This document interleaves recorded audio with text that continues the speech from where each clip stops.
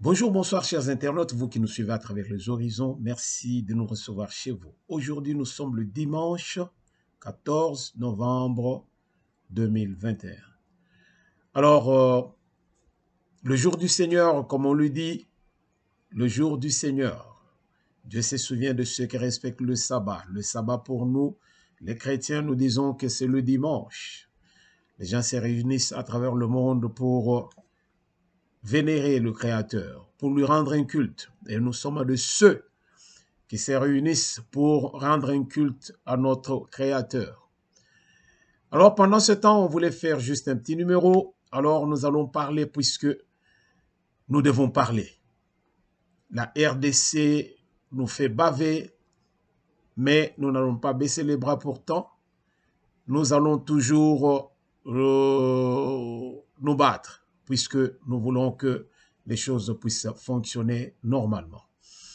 Peuple congolais, nous tenons d'abord à vous dire merci, vous qui nous suivez à travers les horizons. Merci à tous ceux qui ne cessent de souscrire à notre chaîne La Pensée TV, votre serviteur de tout le temps, Roger Nguindou, le duc de la pensée. Il est là, à votre service. Je dis à votre service. Toko lembate, toko zalawana, toko kabola. Quand il faut qu'on kabola, toko sepela. Quand il faut qu'on sepela. Quand il faut pleurer aussi, nous allons pleurer tous ensemble.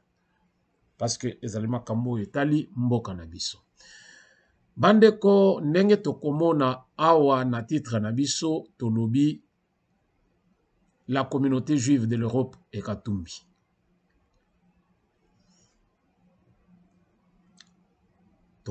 Mais qu'est-ce que nous avons à faire avec cette communauté? Alors, nous allons dire une chose. Déplacement et à chef de l'État, Tolobela qui en dans un précédent numéro, nombreux sont ceux qui parlent, nombreux sont ceux qui crient, nombreux sont ceux qui disent des choses à tort et à travers sur le déplacement du chef de l'État. Mboka ezali na ba problème, tozana problème à Mbongo et Tshisekedi est tout le temps parti. Tozongelaki pona koluka ko fongola ko illuminer bande konabiso pototika kotika dans l'utopie. Pourquoi? Parce que il y a ba detox réseau salema et puis bato oyo bazo véhiculer information à mabe ezali ba oyo bazali komona bolamu ya déplacement ya chef de l'État. Mingi oyo bazali ko panza basangwa lukuta ezali ba oyo ndenge tolobaki que le succès oyo Félix azosala mingi bazo sepela nango te. Pourquoi? Parce que pendant tout ce temps toloba tolongola temps ya Mobutu po tozali bien. Tout ce temps depuis que Kabila père est entré, il n'a pas traîné. Et Kabila fils, ayoko zwandenge tozana na royaume comme bongo. Alors Kabila fils a eu pouvoir, toloba 2 décennies, to réaliser pensa que non, mboka na biso ekufaki. Un pays détruit. Bateka tout. Bateka alors tout. Tolobela ki yango dans un précédent numéro. Mais lelo, Félix Tshisekedi akuti mboka bateka, mboka bakunda. Il faut qu'on exhumer Congo. C'est-à-dire, batimola, ebembe basi bakundaki babimisa yango sikoyo basalela yango makambo mosusu. RDC eza ndenge wana. Yango bokomona Tshisekedi akoti ayebi te par où commencer.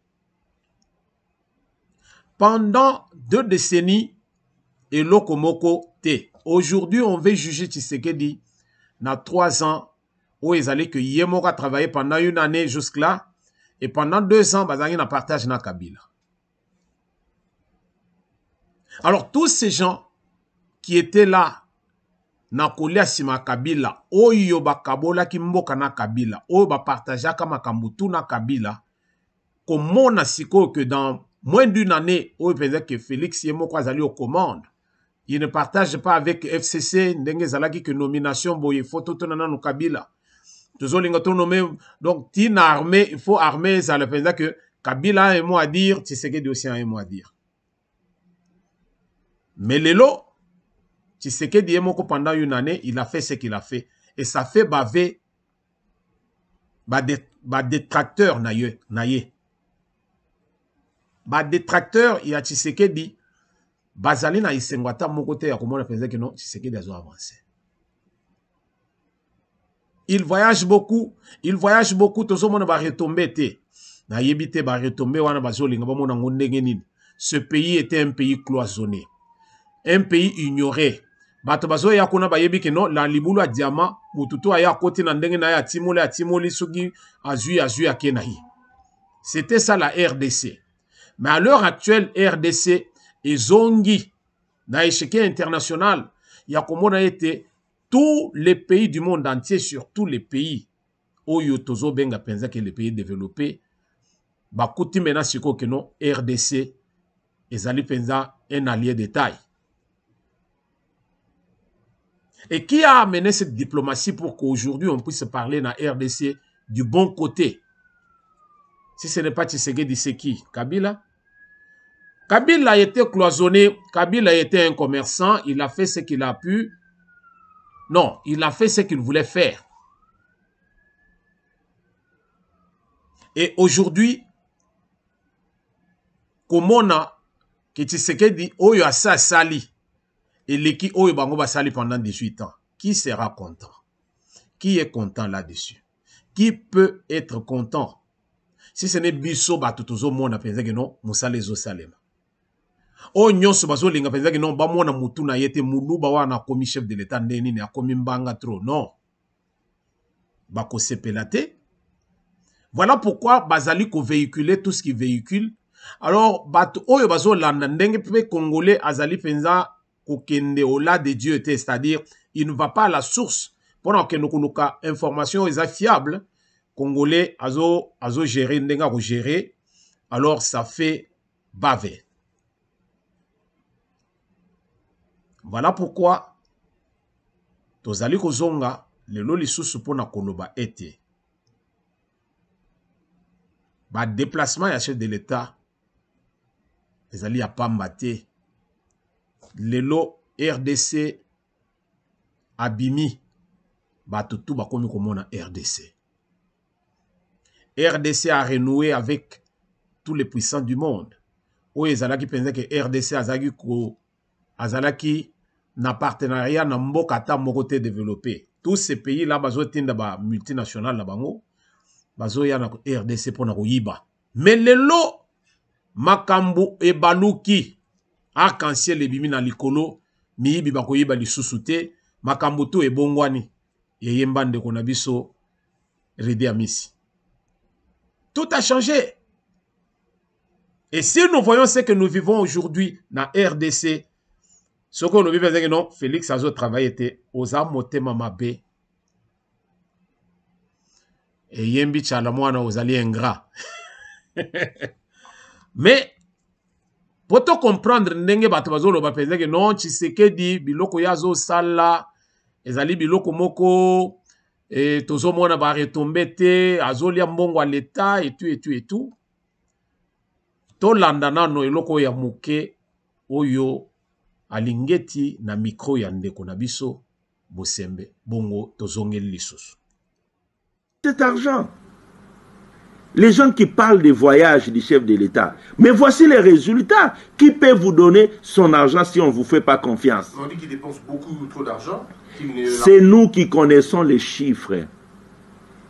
On est à moins de 50 millions de dollars. Tous ces déplacements du chef de l'État, à moins de 50 millions. Qu'on ne vous trompe pas. Nous avons les chiffres. Et les gens peuvent les consulter aux finances et au budget. On est en train d'intoxiquer la population. Les voyages du chef de l'État n'ont pas coûté 500 millions comme on fait comprendre. Mais vous savez, 500 millions, c'est les recettes d'un mois aujourd'hui. Comment il peut consommer 500 millions? Moi, j'ai le monitoring du compte général du Trésor. Et je l'ai dit, je suis à la télévision. J'ai le monitoring du compte général du Trésor. Impossible. On ne peut pas aller au-delà de 50 millions. Mais ces déplacements-là ont créé la notoriété aujourd'hui pour notre pays, la crédibilité auprès des institutions internationales. La coopération est en train de revenir. Le Fonds monétaire a repris avec la RDC. On nous donne 1,5 milliard. La Banque mondiale revient. Donc il faut que nous puissions être patients. Vous allez voir l'année prochaine, dans les jours à venir, les résultats palpables en termes d'investissement. Ceux-là qui ont peur, ils s'agitent. Ils veulent mettre la population dans un climat de dire « Ah non, voilà, on ne voit rien, c'est comme si... Non, c'est faux. Soyez patients. La RDC s'est mise dans la bonne direction cette fois-ci en matière de gestion des finances publiques. Ceux-là qui pensent que... na banzi toyoki. Toyoki biso nyonso. Ndenge alingeti oyo azo contrôler ba finance na biso masolo nini abimisi. Ce n'est pas un secret pour quiconque. Il n'y a que ceux qui sont de mauvaise foi. Nde bazo mona fenza que non. Tshisekedi, il est en train de dilapider l'argent de l'État. Et tout le monde va retomber. Mais ba oyo bazali averti lokola ndeko oyo auti koloba alingeti ozali ko comprendre yo moko zo mona penza que non mboka ezali ya kotelema. Ozana finance solide makambu lelo tokoki ko sala projet bino moko bolandi na parlement bazali ko revoir loi sur le budget ndenge basi basalaki yango va réaliser que non, nous pouvons encore mieux faire. Nous pouvons mieux faire, c'est-à-dire qu'il faut rectificatif et zala pour que, parce que nous voulons augmenter notre budget. Donc, augmenter budget, ceux qui pensent que zana makokite, pour dire que les lots zana makoki, tokoki kote le matolobi que non, tozolinga tosa et lokoboye tokosala ya. Mais pendant ce temps, bateau ba mesana koyi bambongo. Bateau ba mesana penza donc tolo ba que ya kosala makampena na molili. Ba robinet tout et kangami. Moya kosala ezate. Maintenant to sala nini? Intox. Ba komisi ko kotindika n'importe quoi.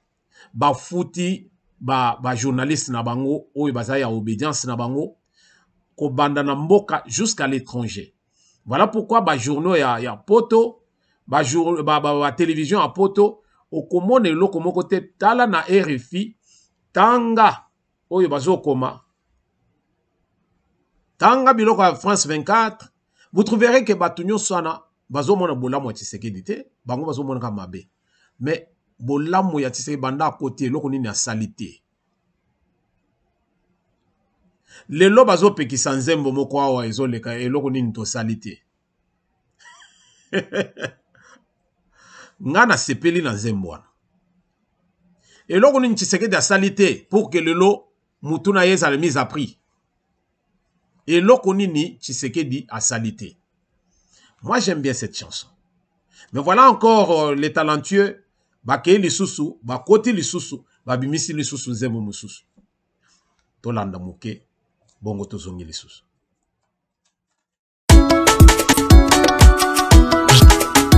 UDPS Jeune courageux pro mwana yo pesaka mboka nini ozelaka mpe mboka epeso nini ata bilanga fobuka folona yo kangi maboko ozozela nini mboka baboma pendant 50 ans na 3 olingi ebonga na miracle nini ozotuna nini osali te okimaka classe puto otanga na gratuité obundaka tro na nzoto mesimbaka te mpo mutu nano esali te changement ezalaka état d'esprit yo courage noka kontrage bafille eta nde bato abota una baparese bayemba nini tosali te o bakonzi basi basali oyo biso mpe fo tosala ifo tosala o mokonzi esi asali o population ifo mpe sala klasa malongo otangi te liboso lopangu na yo bongisi te nini bakonzi basali te jeunesse ekufi na kwiti vizio eza te baninga batanga yo wana na ntiko kaka bafoto baninga baluka yo wana na pale kaka réseaux sociaux nini yosali te kosuba na nzela otiki te nini yosali te koboka fulu na terase otiki te o bakonzi basi basali oyo biso mpe fo tosala ifo tosala o mokonzi esi asali o population ifo mpe sala Congolais tolingi changement mais biso moko tongi ochange te totelemaka kaka mpo na buzoba mambo ya malonga tokroise les bras pillage à 90-91 yebisanga nani asala ngo otobebisi pendant temps ebele ekotongama te na jour moko mutu atya point na rêve na yo te mais courage elata yo nde kongo ya lumumba ya chichi na muze eza na besoin paresse te moko na moko tomituna tosali nini mpo na mboka tous ensemble na mentalité ya bien de... Merci bandeko balandi bino moko boyoki. Je suivais quelqu'un qui a parlé encore au sujet de la chanson et Ndekouana a réveillé conscience ya moko na moko pour dire que les mannes ne tombent plus du ciel. Totikalo komona Sénégalais na katia RDC aye kolela azolela ke pasi elekite. Totikalo komona Malien na RDC azoloba ke pasi elekite. Totikalo komona batu nyonso wana ba étranger bazali pa na biso ba ivoirien et autres camerounais o bazolo penser que pasi eleki na mboko yote. Non, bakuti paradis. Ils sont venus d'ailleurs. Biso siko ba Colombo kato vandeli nini, to vandeli kaka que comme tout Congolais qui se respecte, il vit au-dessus de ses moyens. Il veut m'as-tu vu? C'est ça le Congolais. M'as-tu vu? Mbongo azali nango, il dépense na katia biloko, un grand dépensier. Et pendant ce temps, il ne produit pas. Voilà pourquoi tout le monde a pensé que non, bato les bandes bazo réussir. Pourquoi? Parce que bazo quota, les 5 milliards de dollars au Kenya, homme d'affaires Kenya. Si c'est Tanzanien. Oh bazo ya ko soutenir ba investisseurs congolais. Vous ne trouvez pas que c'est une gifle? Ça, c'est une gifle. Pourquoi tous ces gens qui ont volé en RDC, tous mona investisseurs à Tamoroté, tout ce que vous aviez volé comme millions, en commençant par Kabila lui-même, na clan na ye, oyo nani, lelo, bomoni penza que non, azalina ba avoir moko boizo profiter na RDC. À part bampio dio, bazo ke no somba, na $3, bazo ya kote kelvino na $15. Qui est cet investisseur-là congolais? Biso, nous allons construire une nouvelle ville. Nous allons construire une nouvelle cité. C'est ça un investisseur.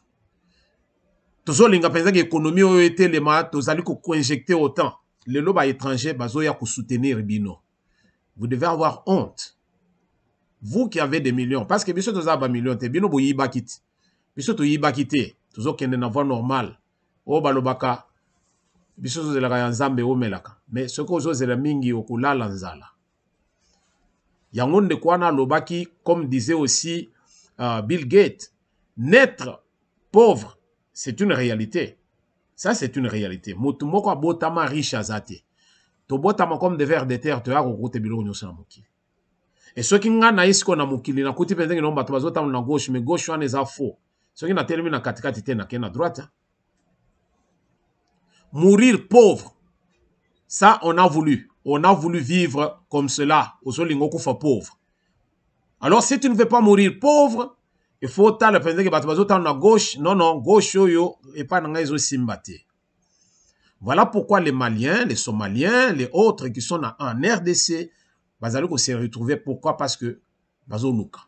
Et puis, bazo se retrouver. Mais Congolais à Vandeli, Manigram, à Vandeli, Batin de la Kayena, Western Union. Voilà. Alors, na Western Union, motuna poto azo kufa malili, juste pour atteindre de la yo kuna, yo, tu es là vraiment pour que nous dépenser na banganda, ba musicien bayemba yo, bayeba penza boye, mopao et tout ça. Tu ne sais pas chercher. Voilà pourquoi j'ai aimé la chanson de ces jeunes gens qui vont jusqu'à dire que non, ceux qui vont le vivre l'orninto salité, effectivement. Bon, yo salinini, yo congolais, na minuto salinini pour que mboka na yo bon. Si c'est que yo anazo kima dans tout, il est tout le temps en avion à kokufa kuna likolo avion tam ko bunga. Mais azo kende pour rassurer les investisseurs, les rassurer. Les rassurer. Et comme nous disions un jour ici, Bozela Lobby Congo c'est un chantier. Tango ba investisseur an ba côté le misaba pylone na bango. Okokoma nete na poto zo bete 3 kayo makasi na okaka. Soko sali na mo iso lingi pe okeno sana boto sali pe esika mususu mbongo na okaka. Mais makasi na yo. Yango tozo linga toloba peuple congolais. Regardons dans la bonne direction. Évitons biloko ya buzoba. Ils ont même biso nulle part. Aujourd'hui, on a parlé de marche. Marche yo, ils ont produit nini na RDC. C'est que vous réclamez, ezali biloko yo, ezanga mutuna mako. Tout ce que vous réclamez, ezali nango. Tozo kuta penza opposition moko, ezanga position. Opposition moko, ezali na yoloko ezo poursuivre te. Opposition yo kokaki ko zala penza contrepoids. Na pouvoir en place, non. Opposition, oyo ezali ya, batubazo ke nukubunda, juste kaka pouba longolo mutu na pouvoir. Ce n'est pas ça l'opposition. Vous ne comprenez pas ce que c'est que l'opposition. Bako sangana ba mbongo, ba nani, tout ça, lelo, totikia, tomeli, ekoti. Mais lo komoko tolingi toloba, ezali ete, to la moka peuple congolais, toti kako vivre comme des mendiants. Nous devons travailler. Mutu na mutu esika zali abongisa eloba, papa maréchal alobaki, moto na moto abongisa. Yo esika yo zali na musala ba pesa yo bureau, ba pesa yo tout un budget, musala na oko yiba mbongo à l'état, ba lobi bongisa. Yo sala tang mususu, ba pesa ki yo 2 millions pour un projet wana par rapport au ministère na yo, au sali musala tang mususu pe, il y a 1 800 000. On ne fait que non, 200 000 yango itikali. Comme ça, toko bakise loko boy. Non. En plus de ce que ndenge ba pesela ki biso budget, voilà, nous avons encore ajouté ceci, kaka na kati ya budget wana. Voilà comment nous pouvons aider notre pays. Fierté nanga ya lelo, na mo ya lelo ezali, komona batu oyo bazali conscient. Batu oyo bazali fier ya ko servir nation. Et non pas tous ces gens qui cherchent ya kozala na bambongo ebele juste pour na bango moko. Lelo mboka na biso ezanga ba problème kili. Katumbi est de ceux qui ont détruit la RDC. C'est connu. Ce n'est pas un secret pour quiconque. Tu sais que Dakena Israël a déposé gerbe de fleurs ici, a déposé qui en ce qui n'a tombé à Jésus, ce qui wapi. Ça fait jaser. Aujourd'hui, Katumbi wana pe accueilli, a déposé gerbe de fleurs naye, ce qui n'a bako konaye, bako konaye, ou ya ba juif. Lelo il descend en Europe, ba juif o ya ngambo wana bazolo balobi non yo to ko soutenir yo ndengo zo sala lobinga na wana salango tozali sima na yo. Parce que toko sala tout pour que yo okoma président ya RDC. Congolais ozotala wapi? Kokitise longite talanga to solola. kokitisa elongi te yo moto olanda Katumbi abomeli biso Kadiombo awa likolo ya ba vérité. Il n'y a rien qui restera caché sous ce soleil. Rien. Toyebi mutu na mutu esika uta. Banu babalobi boye. Mvula wakaleja kaluma kwabo. Mvula wakaleja kaluma kwabo. Mvula wakaleja kaluma kwabo. Lelo Katumbi amoni epai na bango wapi na Israël. Pourquoi ba juif bakoyo kozwa Katumbi te? Parce que c'est un homme d'affaires comme ça asala ba faire na bango kuna na Israël. Bazolenga ba na RDC. Il a vécu en RDC à kozala mutu na bango pour que baba ne toujours kabole butin. Katumbi ateka mabele na biso. Yo mutu ozo tambola na Katumbi. Yo za mutu ya sima ya Katumbi. Ozo bunda pour que Katumbi akoma mokonzi. Biso toboyi Katumbi na RDC te. Tozana ba Malien, tozana ba Somalien et autres. On ne peut pas dire que Katumbi n'est pas congolais. Il est congolais par acquisition. Toboyi te. Mende, sala nyonso. Teka bambisi na ondengo mesana teka bitabe teka basoso. Mais Katumbi, la présidence de la République, les a réservé na ba natif, c'est-à-dire ba kolomboka, ba autochtones, les autochtones de père et de mère. O matao kita Katumbi, biso tozali pe kobunda, parce que tozo mona yo à la tête de la RDCT. Yo Congolais ozo yo kangai, yo zo tambola na Katumbi. Yebela. Katumbi yawana ke komona bandeko na ye ba juif. Yo siko ozo ke komona nani? O ke komona nani? Bakoko na yo bakufa. Bakoko na yo bakufa. Oso kende na cimetière nini yo ke kotika pegèvre de fleurs pona bandeko na yo. Pona bakoko na yo. Ye akei kotika. Esika soki bakunda papa na ye soki bakoko na ye. On dirait ayeba bakoko na ye. Ya yebi bakoko na ye. Mais on l'a accepté. Naba affairiste. Pendant ce temps, Yozo Lingo Kangamana Katumbi pour que Katumbi a comme chef de l'État. Yewana bandeko na yekuna oyo le soi-disant bandeko na ba juif bazo proclamé déjà président ya RDC après 2023. Yo Congolais ozo landanga ozo lobanini. Au lieu to kendo go marché pona ko loba penza ke tolingi lisusu Katumbi te atika landenga za libanda wana azalaka kuna. Tshisekedi asalaka erreur. Ya kozongisa Katumbi na mboka. Lelo Katumbi wana azo déstabiliser mboka. Qui dit mieux? Kosokole longi ya makaku te. Tika yena ba poti na ye parce que jour ya kofongola miso. Yonde mutu aliboso na banzi pe esika na banzi ete esika penza Kabila azali azoloba me Tshisekedi na yebisaki yo keba. Parce que Kabila na Katumbi batambola ki nzela moko. Bazalaki na mbongo na bango, basalaki oyo bakokai kosala. Bayibaki bambongo, batekaki mabele, Katumbi alakisaki Kabila ndenge nini ya kokende kosala kobomba mbongo na ba paradis moko boye, là où moto akoki koya ko là où il ne peut pas être inquiet. Moto afongola Kabila misu, eza Katumbi. Mais tango bayoko welela siko masolo. Katumbi alekeli Kabila. Kabila abenda nagati.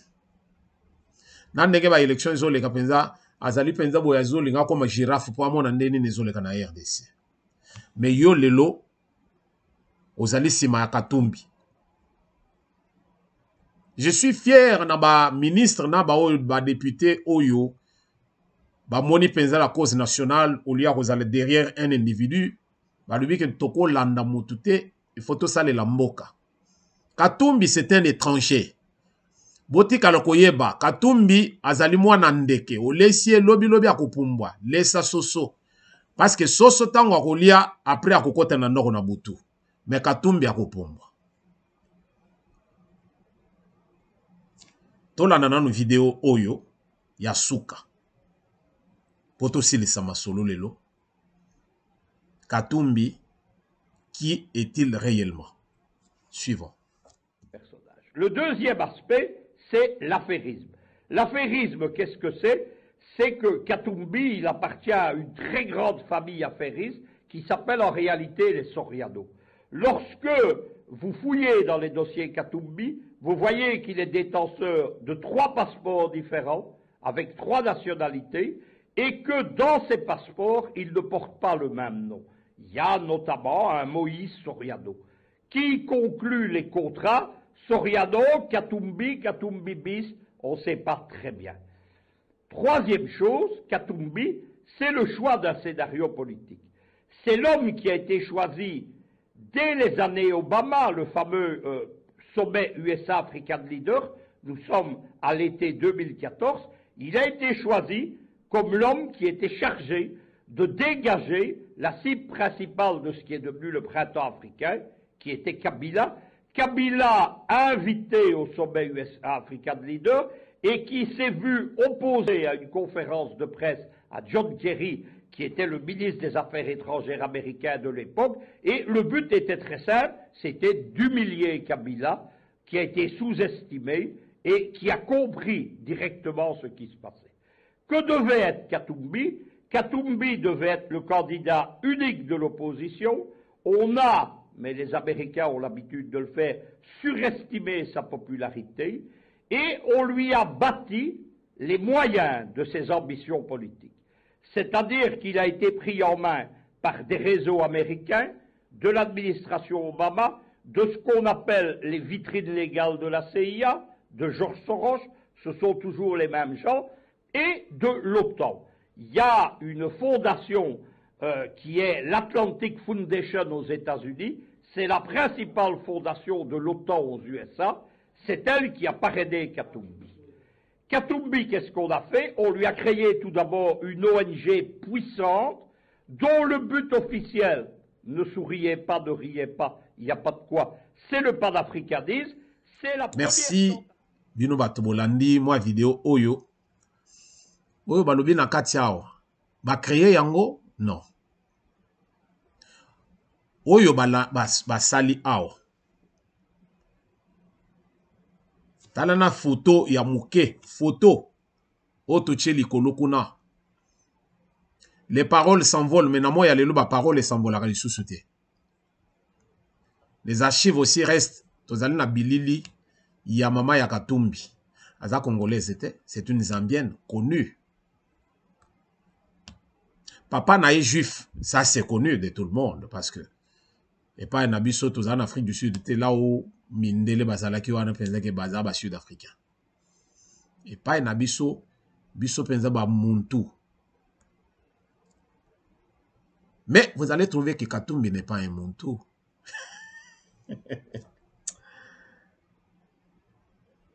Yango tolobi tokolala toko regretter. Un tien vaut mieux que 2, tu l'auras. Un tien vaut mieux que 2, tu l'auras. Tozali na Tshisekedi to batelaye, to simbaye. Mettons l'eau dans le vin de tous ceux-là qui cherchent à Kouelela, ko diriger RDC. Ba agenda caché na bango to yebi yango. Le lobi tumbo ezana RDC ezali aba minéré.